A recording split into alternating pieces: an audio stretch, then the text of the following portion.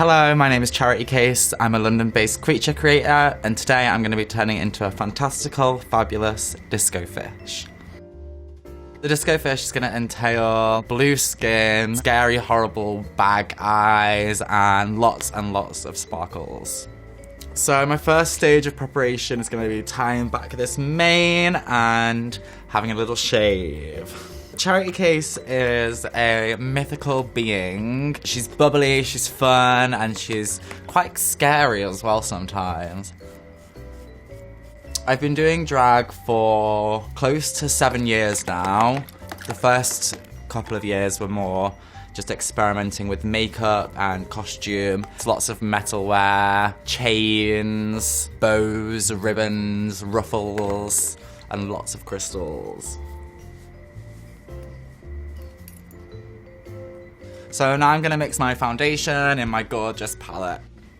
I grew up in the northwest, in Lancashire, in a really tiny little village, and I was literally the only gay in the village for my whole childhood, which was quite traumatizing in a lot of ways. It's a really closed-minded, close-knit community where people haven't seen much expression from people like me, so I didn't fit in at all around there, and I never let that stop me from expressing myself, and I always saw fashion and looks as a way of showing other people how I felt inside. I knew that I didn't fit in anyway, so I wanted to not fit in even more and be absolutely fabulous. I'm just adding a highlight tone with my white cream blend sticks. I was really into Tim Burton, all of the characters from James and the Giant Peach and Del Toro, and I'm not really into anything that's based in reality because I like to escape from the world that we live in. Like, I love Tarantino, Poison Ivy, She-Ra, Black Widow, you know, strong women who don't take no for an answer. So I've just finished doing all my highlighting in the middle of my face, and now I'm using a darker blue to just like go around the sides, give it some more definition and do a little bit of contouring. So when I went to college, I studied full-time art and design. It was a really amazing experience for me. I found that I was really into my textiles and my sewing. I used that opportunity to try and learn as much as I possibly could about that. But halfway through the year, I transferred colleges down to London. Then I got kind of sucked up into the nightlife scene, and I dropped out of college and became a full-time scene kid, I guess, for a while. My college was like over an hour away on the train, and I had to be there at like 8 every morning or something for sign-in. And obviously when you've got to be there at 8 in the morning, you don't want to be going out partying the night before, and I did want to be out partying the night before, so my priorities weren't quite in order back then. I was like hosting a few nights and stuff. I would go out in just like a jockstrap and some platform shoes and a choker. Like, that was my general look back then, and I would think I was doing like club kid couture, which I really wasn't at all. I was just being a slut. Not that being a slut's bad, of course. So now I'm going to go in with some more blue powder and just build up this contour on the side of my face. At this point, I was making a little bit of a name for myself on the nightlife scene here, but one night on a night out at a party, someone spiked me and took advantage of me, which was really hard to deal with and to accept as an 18-year-old, that had been my experience.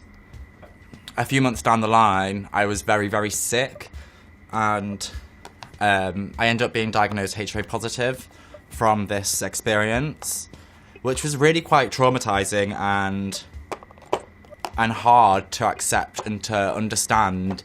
I felt like I didn't really know what HIV was at this point. I felt quite uneducated about it. And drag became my escape form. It became my therapy of sorts. It was my way of expressing myself without telling people how I felt in words. If I woke up one morning and I felt really sad, I would paint tears all over my face and I'd be a really sad little doll that day. Or If I was feeling angry, I'd paint myself red and turn into a demon. It was just a good way of me feeling and looking how I felt without telling people that I felt really sad or really angry. But it really did grow me as a person. It taught me a lot about myself, a lot about my self-worth, and a lot about HIV, and I don't think HIV is talked about enough. I feel like I can use my platform to educate others who feel how I felt 6 years ago when I got diagnosed. I'm just adding more blue eyeshadow under my eyes to deepen these sockets. So one of the first times I got into drag, I dressed as a lizard creature and looking in the mirror and not recognizing myself, not seeing any single part of me that reflected Harry. It's that freedom of no one knows who I am, no one knows what's underneath here. And first of all, I committed to doing a 100 days of drag challenge, but I got picked up by a few different news outlets and magazines, and eventually it just seemed like it was a wasted opportunity to stop it at 100 days. So I continued on to doing 365 days, which was a big commitment, and that kind of exposed me to more of an online audience and opened up my opportunities to the drag industry. And it also helped me in speed. Like, I used to take 3 or 4 hours to do a full body look, but now I'm practiced and I'm fast. So my next stage is to paint all of this section like a deep, well, black. Charity Case really suited my character and me as a person because I'm not really into fast fashion. I'm quite an advocate for the opposite of that, into reusing fashion and reworking old garments into new things, which is exactly what my shop does. And so Charity Case seemed to fit quite well for me in that respect. After starting my 365 days, I started getting a few requests for shows and for performances. So it was a big deal for me getting on stage for the first time. I was like a lumpy devil creature doing like a striptease to Eartha Kitt, I Want to Be Evil, and I threw a pie at someone in the audience. So it was very like chaotic and twisted. Since then, my performances have gone from like lip syncing, throwing pies at people, to now making a potion as a witch out of toothpaste, beer, Cheetos, and drinking it. So my performances have taken more of an extreme, like, freak show turn over the past couple of years. I love being able to hold a room by doing something disgusting on stage. I think that's really powerful. My next step is to paint my teeth black so that they fit in with the illusion when I put my lips on later on. And to do this, I'm going to use this tooth paint. There we go. Gotta dry my teeth. So I'm just putting in my contact lenses. It's nice to be showing a different side to drag as well. I feel like most of the drag queens around the world tend to show the generic side of beauty rather than this. So this is just a head sock which I've made. It's kind of a nice way to just cover up my hair. Next, I'm gonna start adding some crystals to my face. Like fantasy, magical, dream world realism. I think I've always dressed quite extreme. Like, even in casual day clothes, dressing up makes me feel good, and I'm never gonna, like, stop doing that because it feels like an opportunity missed every day to be feeling myself and having a nice time and catch my reflection in the window and be like, oh yes! Like, I don't want to throw that feeling away. And the experience itself is quite adrenaline fueled. I know that there's probably going to be pointing and laughing. I do tend to scare quite a lot of children with my looks. So I've now stuck quite a lot of crystals on my head and my cheeks, and I'm quite happy with how it's going. I've got some fins to stick on my ears, so I think I'm going to do that next. I'm going to add on my eyelashes next. Just like really big, extreme, glamorous lashes.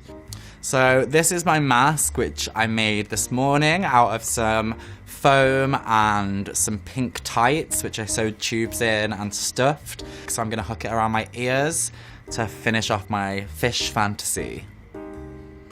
Disco fish face complete. Time to get dressed, and I'll be right back.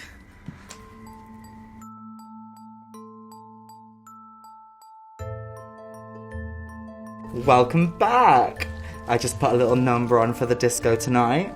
We have my gorgeous sparkly fins with this stunning leotard, my beautiful Queen of the Ocean crown, and you know, just a little parka to keep me warm on a nice evening.